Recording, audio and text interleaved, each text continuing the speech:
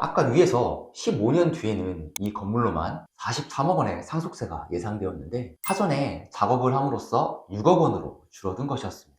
현재 건물가 50억 원에 단순 상속세율 50%만 적용해봐도 25억 원이 세금입니다. 25억이 6억으로 줄어들다니 효과가 엄청나죠?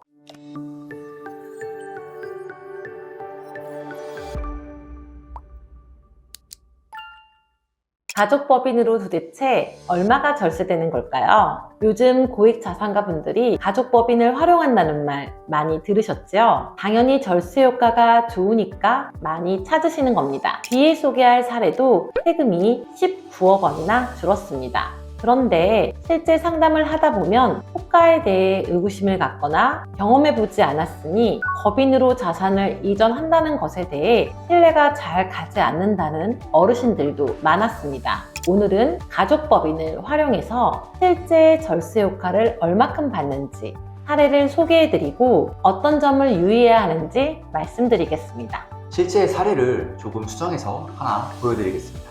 을지로에 있는 꼬마 빌딩인데요. 건물가액이 크지도 않고 건물 감가상각도 거의 다 되어서 진행하기에 수월한 딱 좋은 사이즈였습니다.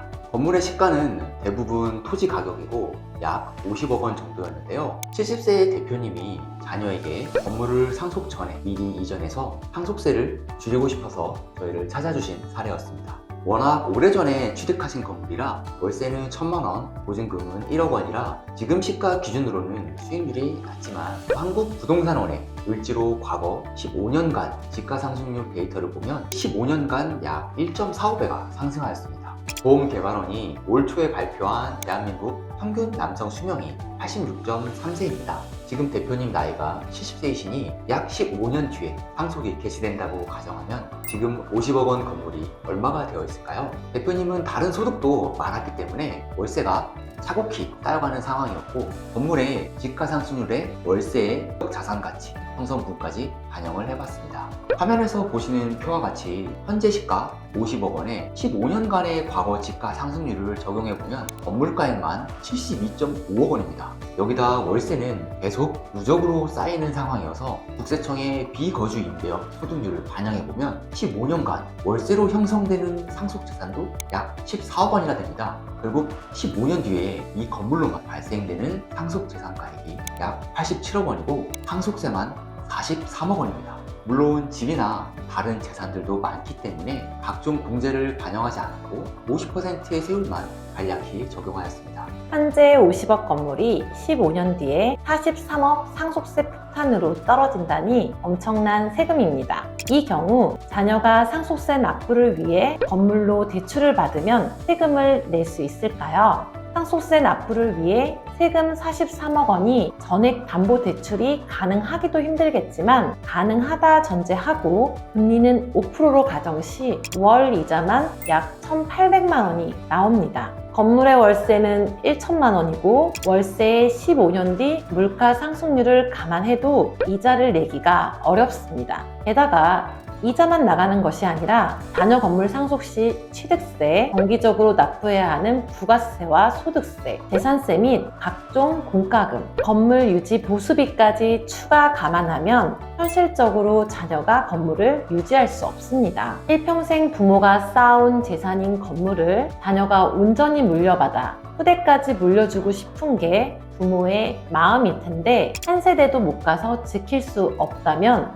너무도 안타깝습니다. 그렇기 때문에 의뢰주신 대표님께서도 사전에 재산 이전 플랜이 중요하다는 것을 알고 미리 가족법인을 활용하고 싶으셔서 찾아주신 것이었습니다. 그렇다면 가족법인을 활용해서 얼마나 세금이 줄었을까요? 이 케이스의 경우 약 6억 원의 세금으로 이전 작업이 가능했습니다. 아까 위에서 15년 뒤에는 이 건물로만 43억 원의 상속세가 예상되었는데 사전에 작업을 함으로써 6억 원으로 줄어든 것이었습니다. 현재 건물가 50억 원에 단순 상속세율 50%만 적용해봐도 25억 원이 세금입니다. 25억이 6억으로 줄어들다니 효과가 엄청나죠. 물론 절세 효과는 자녀의 구성과 자산 이전의 기간을 몇 년으로 할 것인가 등 여러 가지 변수가 작용됩니다. 이 사례는 7년에 걸친 플랜이었고 건물가액이 크지 않았기 때문에 절세 효과가 매우 좋았던 케이스였습니다. 효과가 모두에게 똑같을 수는 없고 각자의 상황마다 다르기 때문에 어떻게 풀어가야 할지 세무사의 역량에 따라 결과는 천차만별입니다. 방법은 현물 출자 방식도 있고 부동산을 직접 이전하는 방식도 있는데 핵심은 상속까지 감안해서 여러 사항을 고려해야 한다는 겁니다. 수학 교과서에 공식은 전부 나와 있지만 수능 문제를 공식만 안다고 다 풀 수 있는 것은 아니죠. 마찬가지로 법과 판례는 온라인에도 오픈돼 있지만 이걸 현실에 적용해서 풀어가는 것은 전문가 역량에 따라서 완전 다른 결과가 나오는 겁니다. 실제 가족법인 수행을 해보면 특수 관계자들의 거래이기 때문에 국세청과 구청에서 집중적으로 관심을 갖고 살펴봅니다. 법에 맞게 해도 세무조사가 나올 수 있기 때문에 세무조사 대응 능력이 있는 국세청 시각으로 리스크를 검토해 줄 수 있는지 꼭 살펴보고 세무사를 선택하셔야 합니다. 또한 국세청 출신이라도 이 업무를 직접 해보지 않으면 케이스를 풀어가는 것에 한계가 있습니다. 많은 사례를 고민해보고 경험해봤어야 각자 사정에 맞는 솔루션을 줄 수 있기 때문에 얼만큼의 수행력이 있는지도 꼭 살펴보시기 바랍니다. 아마 어려운 상담을 여러 전문가에게 물어볼 때 해법도 다 다르고 의견이 일치하지 않는 경험을 해보신 분들은 아실 겁니다.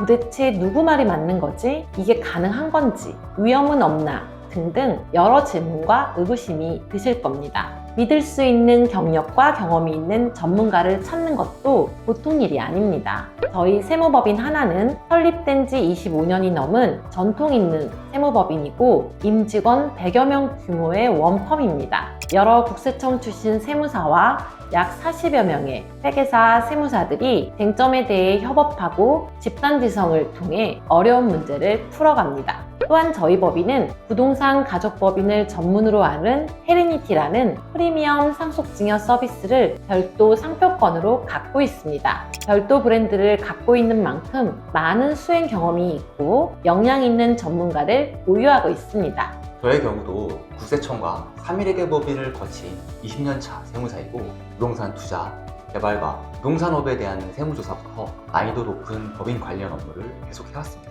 많은 경험을 바탕으로 부동산 가족법인을 주제로 한 책까지 이번에 집필했습니다.